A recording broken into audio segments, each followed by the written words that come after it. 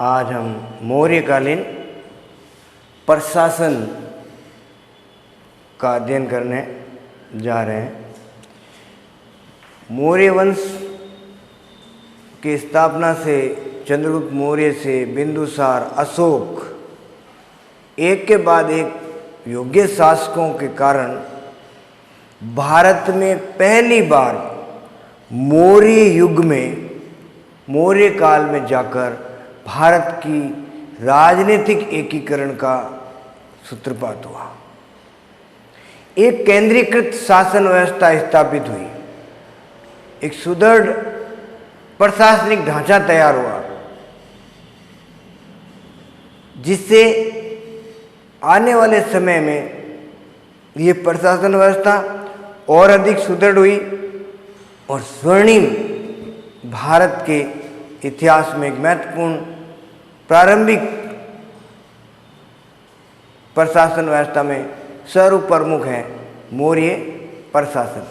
मौर्य प्रशासन की अगर हम बात करते हैं तो भारत में पहली बार, ठीक है, केंद्रीकृत शासन की स्थापना हुई।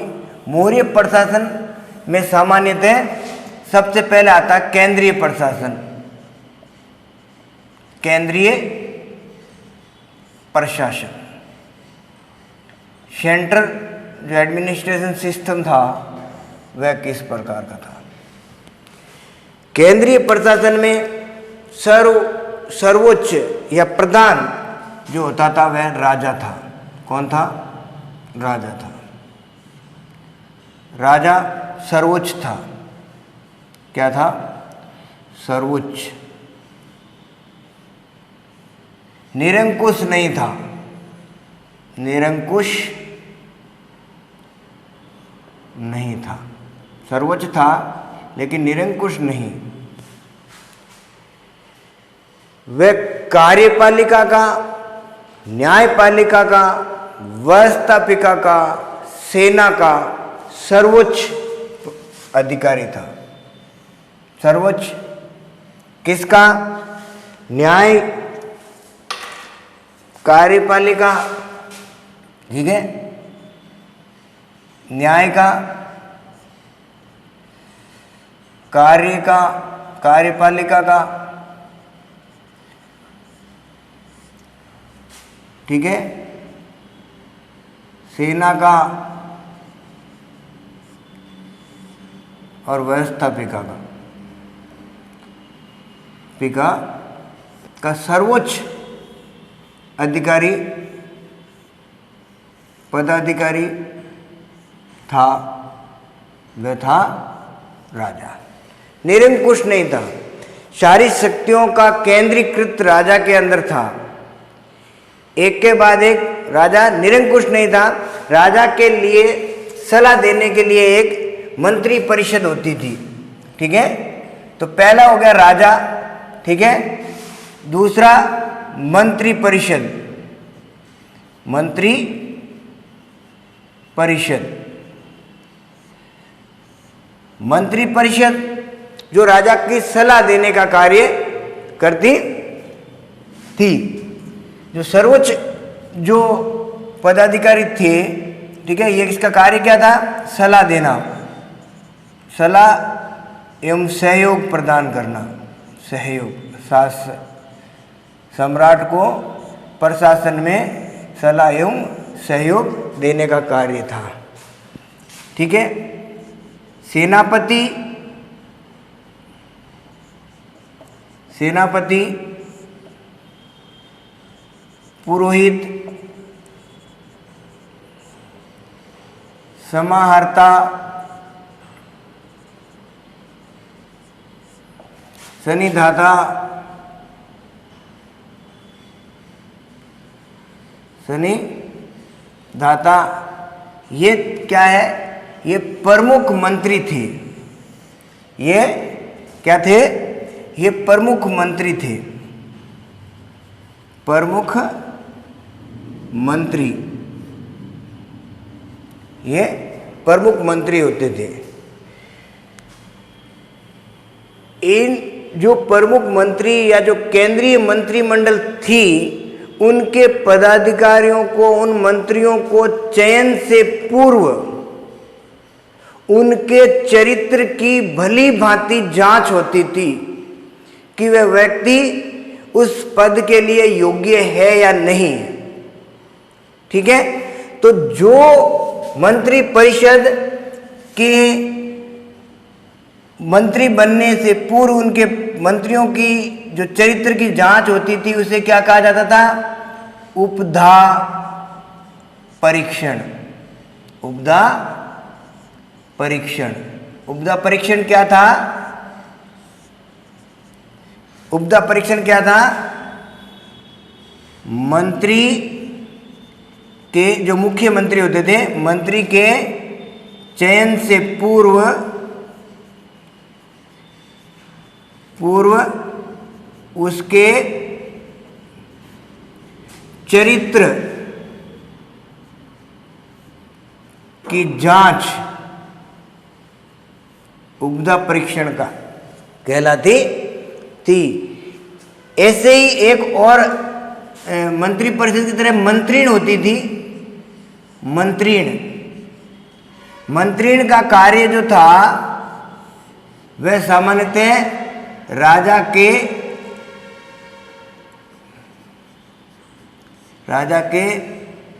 जो आंतरिक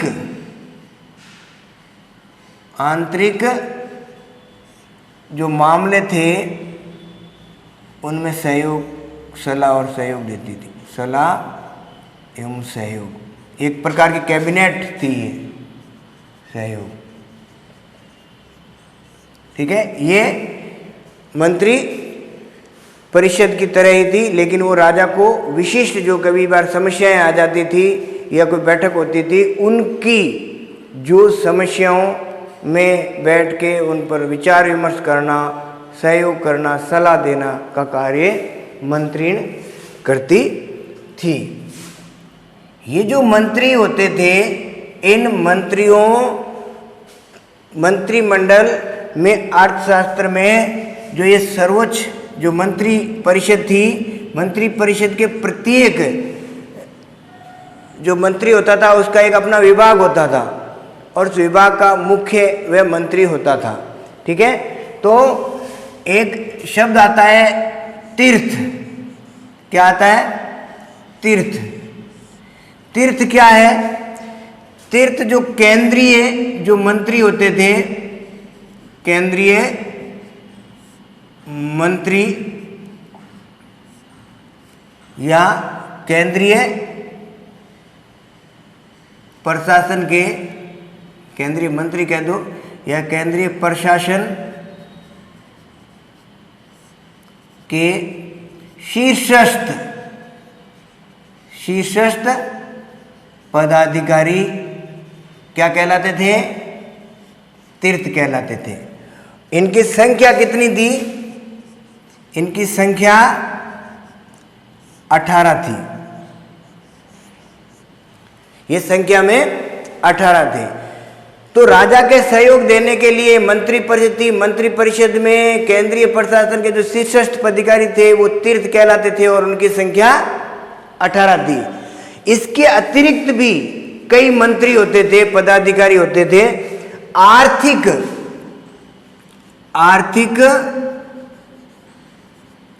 क्षेत्र में आर्थिक विनिमय के लिए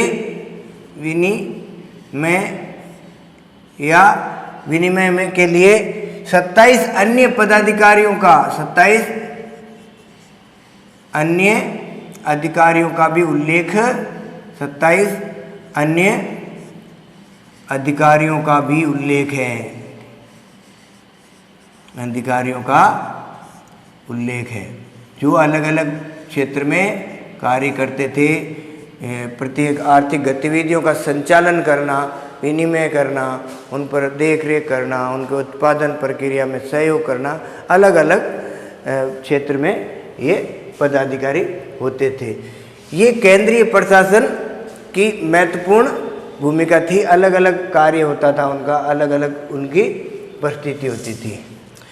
उसके बाद अगर हम बात करें अगला जो केंद्रीय प्रशासन के बाद केंद्रीय प्रशासन के बाद अगर हम बात करें तो दूसरा आता है हमारे पास प्रांतीय प्रशासन। प्रांतीय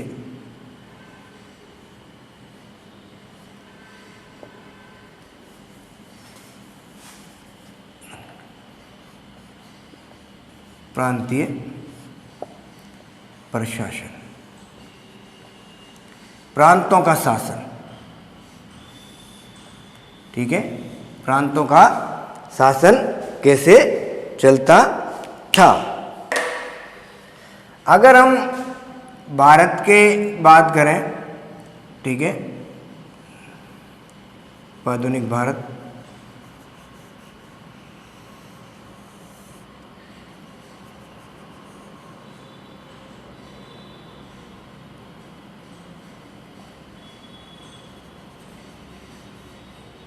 इस प्रकार से, ठीक है।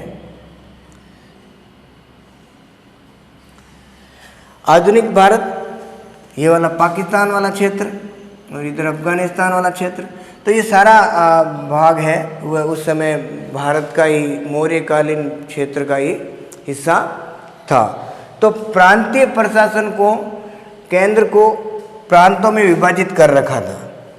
ठीक है, एक सबसे जो उत्तर में था, ठीक है, इसका नाम था दक्षिणापथ, सॉरी उत्तर में था उत्तरापथ, उत्तरापथ नंबर 1। दूसरा प्रशासनिक जो प्रांत था वह सामान्यतः ये वाला क्षेत्र था जिसे प्राच्य कहा जाता था।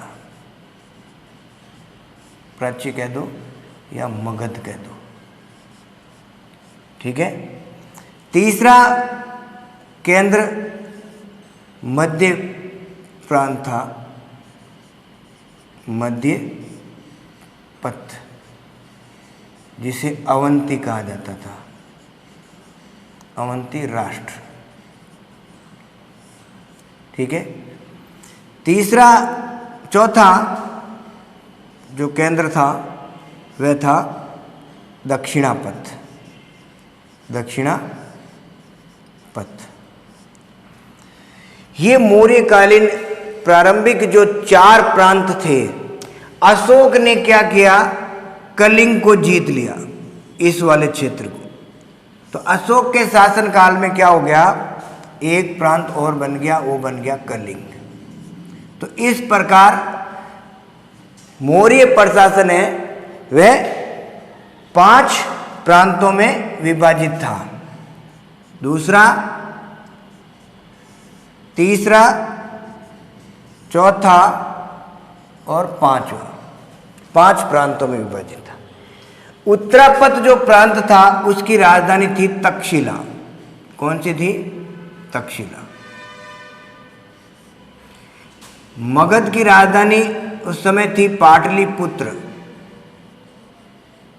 ठीक है, कलिंग की राजधानी थी तोशली। कौन सी थी, तोशली। अवंती प्रांत या मध्य प्रांत जो था उसकी राजधानी थी उज्जैनी, उज्जैन। और दक्षिणापथ की सुवर्णगिरी, सुवर्णगिरी राजधानी। तो ये उसकी 5 प्रांतों में विभाजित था और 5 प्रांतों की ये राजधानी हो गई। इसका जो प्रशासनिक अधिकारी था, प्रशासनिक अधिकारी जो था वह सामान्यतः राजकुमार होता था। अधिकारी राजकुमार होता था, कुमारामात्य राजकुमार होता था। ये राजवंश से संबंधित पदाधिकारी था। इन प्रांतीय प्रशासन की अगर हम बात करें तो इन प्रांतों को कई भागों में विभाजित किया गया था। प्रांतों को विषय में विभाजित किया गया। ठीक है, विषय जनपद में विभाजित थे। ठीक है, जनपद 10 गांवों के समूह में थे, 10 ग्राम का समूह,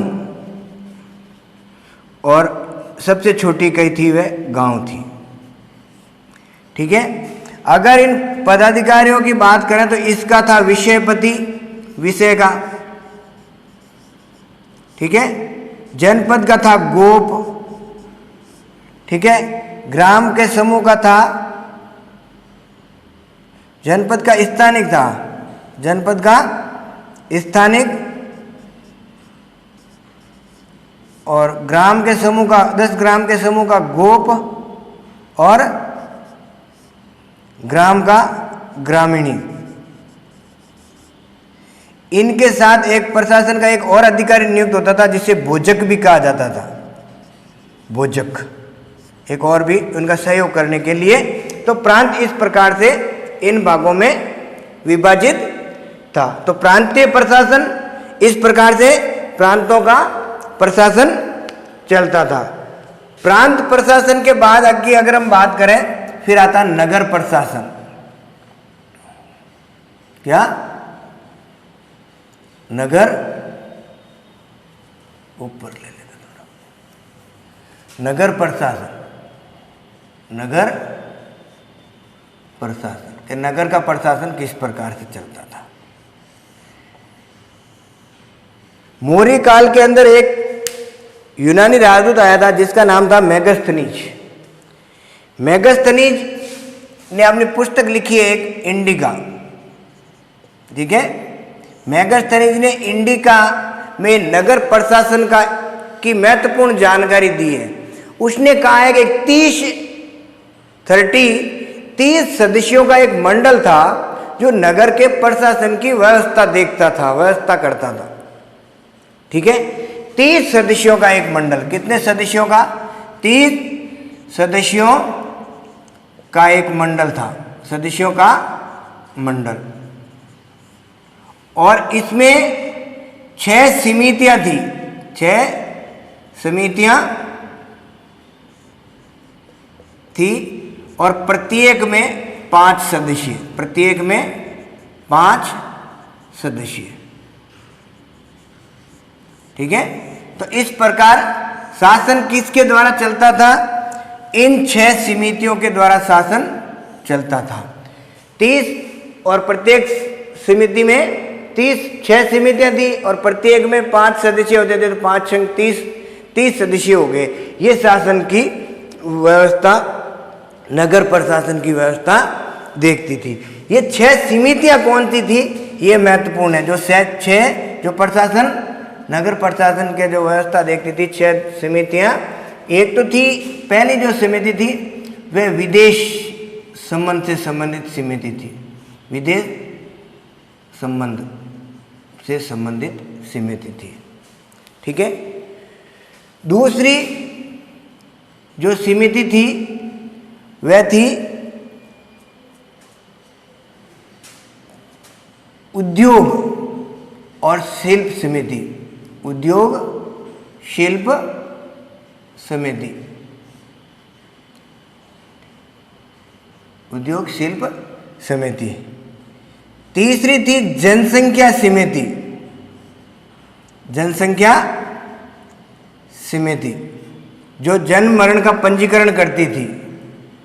चौथी समिति जो थी वह व्यापार वाणिज्य का ध्यान रखती थी, नगर के अंदर व्यवस्थाएं से संबंधित समिति कि उत्पादन जनता तक जो प्रोडक्शन हो रहा है, खेत किसानों के वहाँ गन्ना हो रहा है, चीनी लोगों तक पहुँच रही है नहीं है, कपड़ा बन रहा है लोगों तक पहुँच रहा है नहीं पहुँच रहा है, उसका ध्यान, व्यापार को नियंत्रित करने, उसका ध्यान रखने वाली, संचालन करने वाली समिति। पांचवी समिति थी वह थी उत्पादन का निरीक्षण करने वाली समिति। जो भी वस्तुएं उत्पादन होती थी, चाहे उद्योगों में हो रहा हो, व्यापार वाणिज्य का संचालन हो रहा हो, उन उत्पादन का निरीक्षण करने वाली कि वो वस्तुएं जो भी उत्पादन हो रही है उसकी क्वालिटी अच्छी है या नहीं, उसमें मिलावट तो नहीं है, उसका निरीक्षण करने वाली समिति। और छठी जो समिति थी वो थी बिक्री कर वाली समिति, बिक्री कर समिति। इस प्रकार से इन 6 समितियों के द्वारा नगर का प्रशासन चलता था। और इन 6 समितियों से नाम से ही पता चल जाता है कि उसका क्या काम था। ठीक है, तो ये नगर प्रशासन था। इसके बाद अगर हम बात करें तो हमें न्याय प्रशासन की, न्याय प्रशासन, न्याय कैसे, न्याय व्यवस्था किस प्रकार की थी। ठीक है, तो न्याय व्यवस्था की अगर हम बात करते हैं तो हमें उस समय तत्कालीन न्याय व्यवस्था मौर्य काल में अशोक से पूर्व तक न्याय व्यवस्था कठोर थी, कठोर। ठीक है, लेकिन अशोक के बाद उसमें अशोक ने उदार नीति अपनाई थी, उदार नीति का अनुसरण किया था। ठीक है, अशोक ने उदार नीति का अनुसरण किया था, जबकि उससे पहले ये न्याय व्यवस्था कठोर थी। तत्कालीन जो न्याय व्यवस्था की अगर हम बात करते हैं तो 2 प्रकार के न्यायालय की जानकारी मिलती है। एक तो धर्म स्थीय, धर्म स्थीय न्यायालय, ठीक है, और दूसरा कंटक शोधन, दूसरा कंटक शोधन न्यायालय। ये 2 प्रकार के न्यायालय थे। एक तो धर्मस्थीय और एक कंटक शोधन। आज की तरह ये 2 प्रकार के न्यायालय थे। जैसे धर्मस्थीय न्यायालय था वो दीवानी न्यायालय था, दीवानी मामले इसमें देखे जाते थे, और इसमें फौजदारी मामले इसमें देखे जाते थे, फौजदारी मामले इसमें आते थे। ये सामान्यतः राजस्व, जमीन जायदाद, राजस्व, ठीक है, जमीन जायदाद से, इसमें जो झगड़े से संबंधित इसमें निर्णय होते थे। जो सामान्यतः इनका न्याय करने वाले होते थे, ठीक है, इनमें व्यावहारिक, प्रदेष्टि,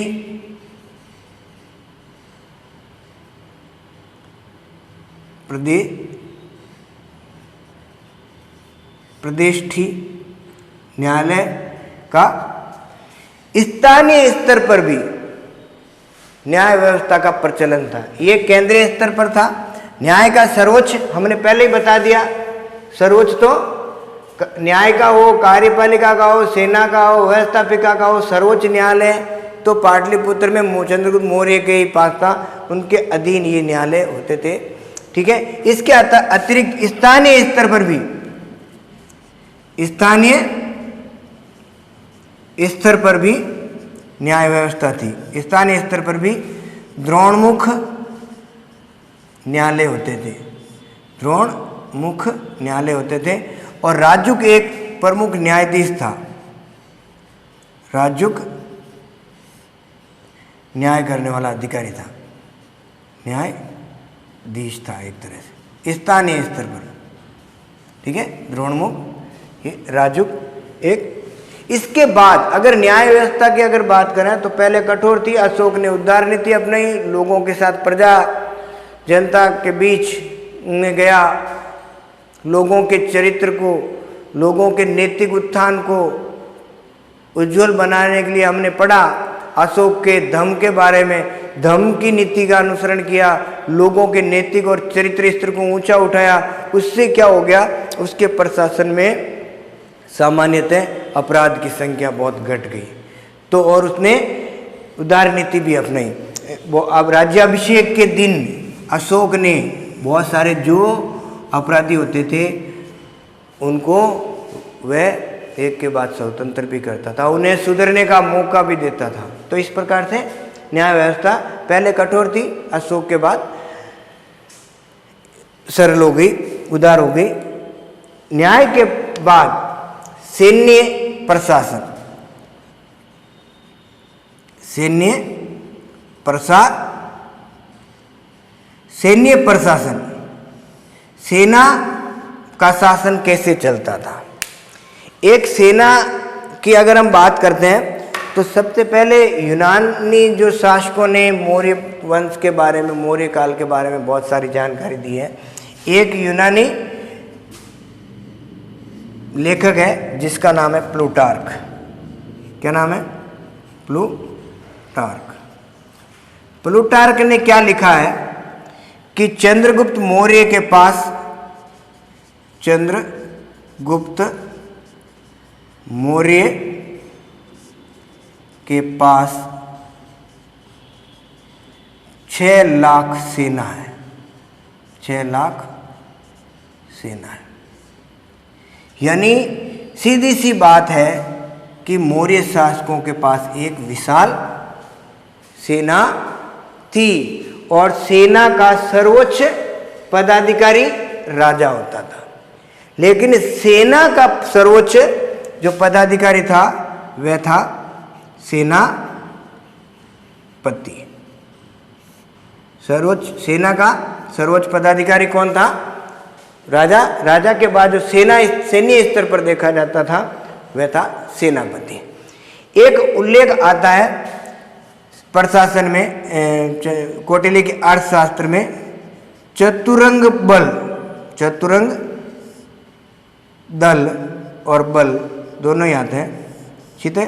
चतुरंग दल जो सेना का मुख्य, अर्थशास्त्र कौटिल्य में सेना का मुख्य अंग बताता है। चतुरंग दल को मुख्य अंग बताता है कि ये सेना का एक मुख्य अंग था, ठीक है। ठीक इसी प्रकार एक और शब्द का उल्लेख किया गया है सेनापति से नीचे, नायक, सेना के लिए, ठीक है। नायक जो युद्ध क्षेत्र में लड़ने वाला सेनापति, युद्ध क्षेत्र का नेतृत्व करने वाला नायक कहलाता था, ठीक है। इसके अतिरिक्त अगर हम सेना की, विशाल सेना की जो बात करते हैं, उस सेना में सबसे बड़ी सेना 6 लाख की सेना, उसके बाद के सैनिकों ने भी इसका बड़ा उल्लेख किया है। अगर सेना के भाग की बात करें, किन भागों में विभाजित थी, तो सेना के 6 भाग थे, ठीक है। कितने भाग थे? 6 भाग थे। कौन कौन सा? एक तो पैदल, कौन से? पैदल। दूसरे आंसू के साथ तो घुड़सवार आंसू सेना। तीसरा रथों वाली तो रथ सेना। फिर जो हाथियों की थी गजारोही तो गज सेना, ठीक है। और नौसेना और छठा भाग था वह उनका जो सहयोग करने वाली थी वह थी यातायात समिति, यातायात भाग। यातायात उनके सारे भोजन वगैरह, उनके एक स्थान से दूसरे स्थान जाने पर जो व्यवस्थाएं करनी होती थी, ये यातायात समिति जो भाग था वो सारी इन सेनाओं की सारी व्यवस्था करती थी। घोड़ों के लिए भोजन, चारा, सैनिकों के लिए अस्त्र शस्त्र, उनके भोजन वस्त्र, ये यातायात का कार्य होता था। तो सैन्य प्रशासन भी मौर्य काल का एक विस्तृत भाग था प्रशासन का। इसके बाद अगर हम बात करें तो हमें पता चलता है गुप्तचर का।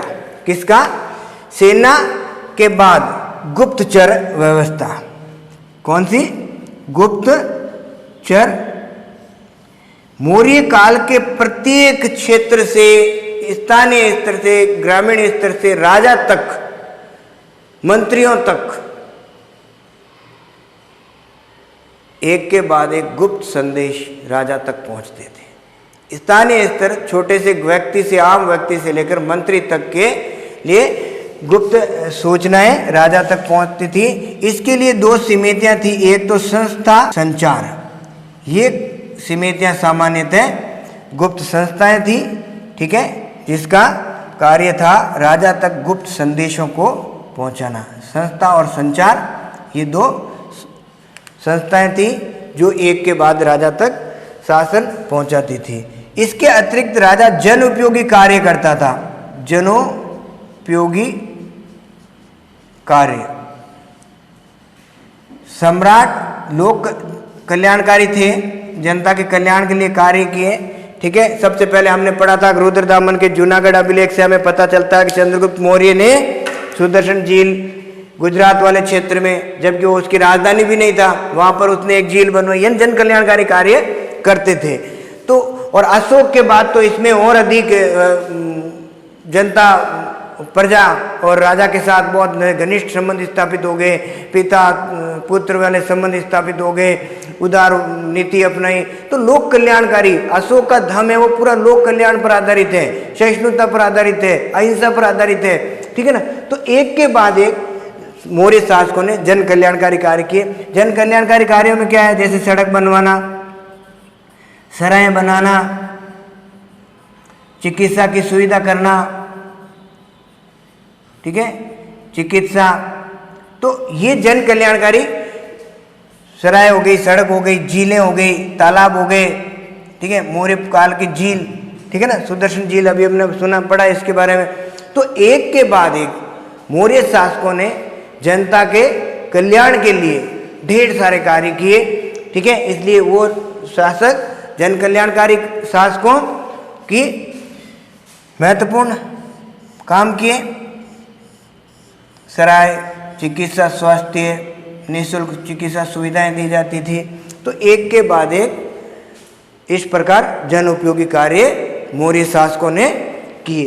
तो अगर हम देखें तो ये मौर्यकालीन प्रशासन का ढांचा तैयार हुआ और एक के बाद एक इसी से आगे चलकर भारत एक स्वर्णिम भारत के रूप में उभर कर सामने आया।